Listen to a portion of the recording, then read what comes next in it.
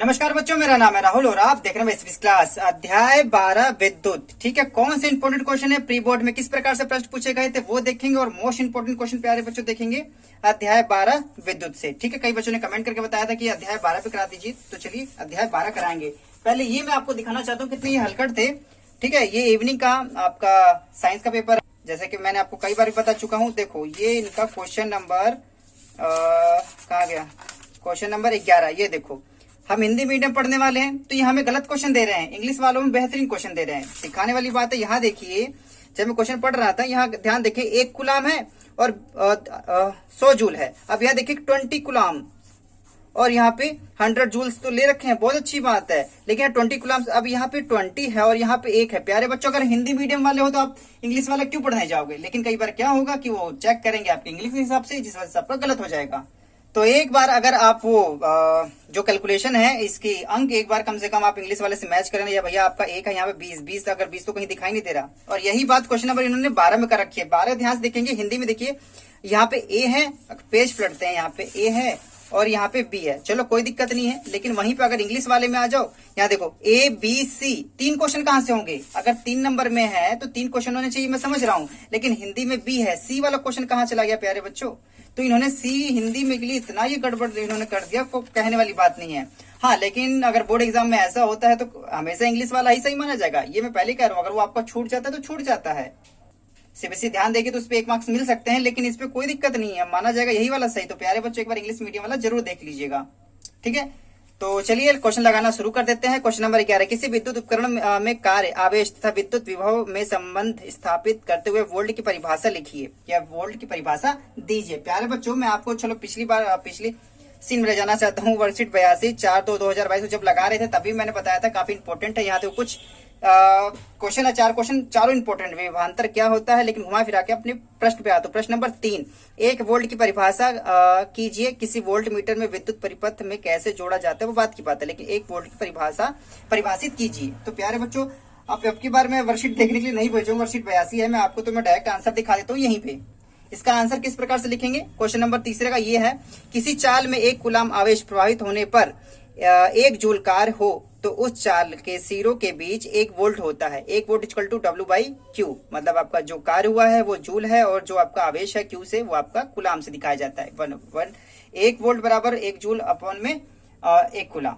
ठीक है, इस प्रकार से आपका ये पहले वाला आंसर हो जाएगा। ठीक है, बाकी क्वेश्चन पे मैं लास्ट पे जाऊंगा ताकि आपको अच्छे से दिखा सकूं। अगर आपको ज्यादा डिटेल्स में इसका आंसर देखने हैं तो वर्कशीट 82 जरूर देखिएगा। क्वेश्चन नंबर अगले पे आते हैं। अब ये लगाने वाला है प्यारे बच्चों, देखो किस प्रकार से लगाते हैं हम।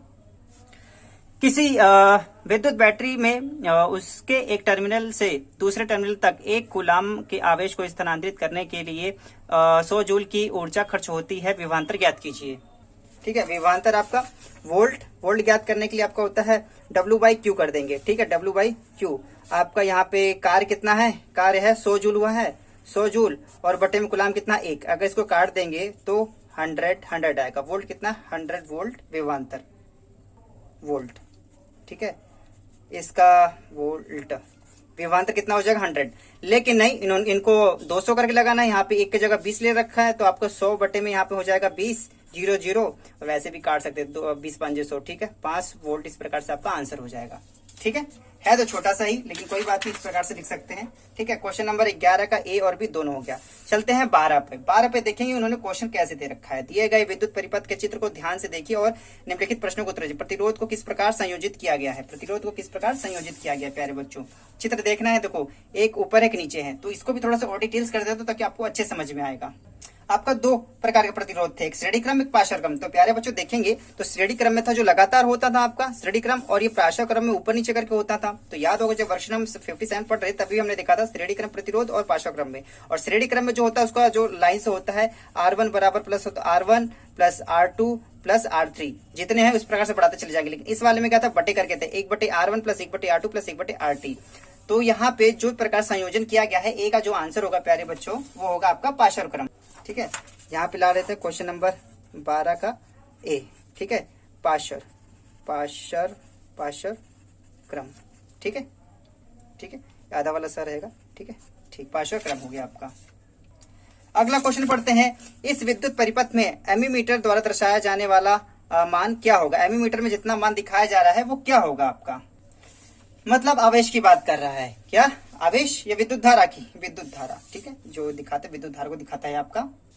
तो आपका जो बी लगाएंगे, ठीक है, आई बराबर वी बटे आर होता है, ठीक है। तो यहाँ पे आई बराबर क्वेश्चन मार्क, वी बराबर वोल्ट, कितनी बैटरी लगी है आपकी 3 वोल्ट की, 3 वोल्ट की बैटरी लगी, विभवांतर 3 वोल्ट का है, और आपका प्रतिरोध, प्रतिरोध आर एस निकालूंगा, क्योंकि देखो ऊपर नीचे है तो आर अपन सिंपल निकाल लेंगे, पार्शियल क्रम में है तो आर एस बराबर हो जाएगा 1/R1 प्लस 1/R2, ठीक है।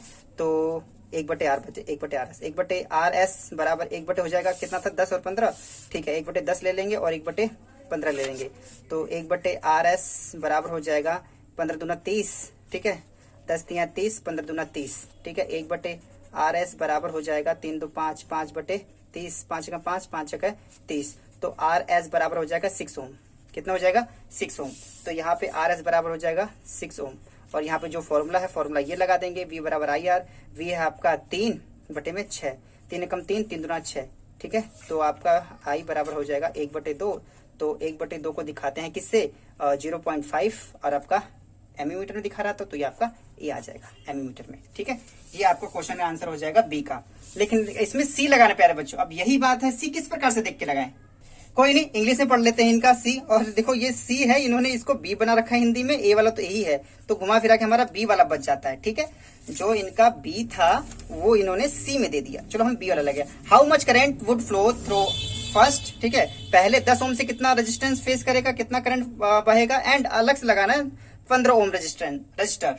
तो इसका अलग अलग प्यारे बच्चों प्रतिरोध बताया, 10 ओम से कितना प्रतिरोध रहेगा तो विद्युत धारा बहेगी, और 15 ओम पर रहेगा तो कितनी विद्युत धारा बहेगी, ठीक है। V बराबर IR, V बराबर V बराबर विद्युत धारा पूछ रहा है, I बराबर V अपॉन में R, ठीक है। ये हम 2 बार लगाएंगे क्योंकि इन्होंने अलग अलग पूछ लिया है, ठीक है। तो एक बार V बटे एक बार कितना ले लेंगे मैं 10 ओम के लिए, और एक बार लगा लूंगा मैं 15 ओम के लिए, ठीक है। तो V कितना है 3 बटे ये 10 हो जाएगा, और ये कितना हो जाएगा 15/10 नहीं, V 3 बटे रजिस्टर के अंदर 15, क्योंकि 2 है, एक बार 10 ओम लेना है और एक बार 15, तो जो आपका ओम एक बार 10 है एक बार 15, तो रेजिस्टेंस होता है, यही होता है प्रतिरोध होता है, ठीक है। तो इसको काट देंगे, कितना हो जाएगा ये आपका, ठीक है, काटने के बाद कितना आ जाएगा 10 से भाग देंगे तो हो जाएगा 10 मिनट लगेगा, 0 बढ़ेगा, 10 तिया 30, 3, ठीक है, और ये 15 3 5 15, 1/5, 10 मिनट लगेगा, 0 बढ़ जाएगा, 5 दूना 10, ठीक है, तो 0.2, ये एम्पियर और ये भी एम्पियर, ठीक है। ये आपका 2 आपके अलग अलग आंसर आ जाएंगे। और तीसरा हाँ उसी हिसाब से देना था, अगर दोनों का रेजिस्टेंस कितना होगा, तो दोनों का रेजिस्टेंस निकाल दिया था हमने। उम्मीद है आपको चीजें समझ में आई होगी। तो प्री बोर्ड में इस प्रकार से दोनों क्वेश्चन दिए गए थे, देख रहे हो, लेकिन हिंदी वाले के लिए कितने नाइंसाफी कर रहे हैं। चलिए और चीजें देख लेते हैं हम, ठीक है। तो मैं देखो आपको एक वर्कशीट 84 में दोबारा दोहराना चाहता हूं, आप बाकी वर्कशीट भी देख सकते हैं, ठीक है। वर्कशीट 84 में क्या है, आपका कुछ मोस्ट इंपोर्टेंट क्वेश्चन थे, ठीक है। 3 प्रतिरोध R1 R2 प्लस R3 को श्रेणी क्रम में दर्शाता आरेख बनाए, ठीक है। आरेख बनाना है प्यारे बच्चों श्रेणी क्रम में, तो श्रेणी क्रम आपने देखा होगा R1 plus R2 plus R3 श्रेणी क्रम में जोड़ देना, यहाँ पे वोल्ट है, धारा इस प्रकार से जा रही है, आप दिखा सकते हैं प्लस की तरफ से, ठीक है। अब देखेंगे दूसरा क्या है, 4 ओम तथा 12 ओम प्रतिरोध के 2 प्रतिरोधक जुड़े हुए हैं, ठीक है। इसका क्वेश्चन नंबर ए में बताना है समांतर, और बी में श्रेणी क्रम में। मतलब आपके पास 2 प्रतिरोध है, 4 ओम का 12 ओम का, एक बार इनको जोड़ना है पार्शियल क्रम में, एक बार जोड़ना है कुछ श्रेणी क्रम में, ठीक है। तो देखते हैं, एक बार पहले पार्शियल क्रम में बोल रखा है, तो 4 का एक 12 का, तो ऊपर नीचे करके जोड़ देंगे, तो इसका R 1/R बराबर 1/R1 प्लस 1/R2, ठीक है। 1/4 1/12 दोनों को जोड़ देंगे, 3 1 4, 4/12 काट देंगे, 1/3 हो जाएगा, 1/R 1/3, तो इसको रिवर्स कर देंगे, R बराबर 3 ओम आ जाएगा। लेकिन आपको श्रेणी क्रम में लगाना था, श्रेणी क्रम में सीधे सीधे लगाएंगे R1 प्लस R2, ठीक है।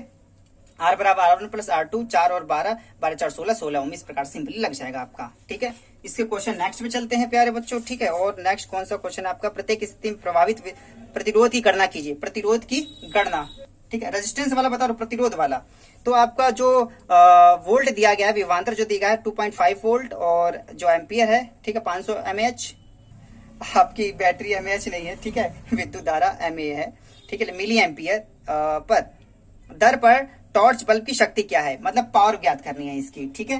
तो इसने किस प्रकार से लगा रखा है एक बार देखेंगे। तो यहाँ पे विभवांतर V बराबर 2.5 वोल्ट दिखा, ये V से विभवांतर होता है जबकि ये V से वोल्ट होता है, इस बात का ध्यान रखें। विद्युत धारा कितनी है 500 मिली एम्पियर। पावर बतानी, शक्ति बतानी, मिली एम्पियर को पहले आपको चेंज करना होगा जस्ट एम्पियर में, ओनली एम्पियर। तो 1/1000 से हम गुणा कर देंगे 500 को, तो ये आपका 0.5 एम्पियर हो जाएगा। तो शक्ति का सूत्र था P फॉर पावर VI, तो VI का हो जाएगा V बराबर 2.5, I बराबर 0.5, दोनों मल्टीप्लाई कर देंगे 1.25 वोट। और जो शक्ति को दिखाते हैं वोट से दिखाते हैं, कई लोग जूल से दिखा सकते हैं वो, लेकिन कार्य क्या होता है याद रख लेना ये चीज, ठीक है। तो प्यारे बच्चों ये जो मोस्ट इंपोर्टेंट क्वेश्चन थे मैंने इस हिसाब से करा दिए हैं, लेकिन आपको और अगर वर्कशीट अगर आप भूल गए हो कि कौन कौन सी वर्कशीट है प्यारे बच्चों, तो मोस्ट इंपोर्टेंट मैं बता रहा हूँ, रिवीजन जो वर्कशीट दे रखी थी काफी धातु वर्कशीट है, वो जरूर कर लेना, ठीक है। 83, 84, ठीक है, ये 80 से स्टार्ट हुई। अगर ध्यान से दिखाऊं तो 80 भी एक बार देखिएगा। अगर आपको ज्यादा डिटेल्स देखनी है इस चैप्टर के तो बच्चों तो वहां तो जाना पड़ेगा आपको, ठीक है। 80 में देखो विद्युत आवेश विद्युत क्षेत्र चुंबकीय क्षेत्र उत्पन्न करता है गति में, ठीक है।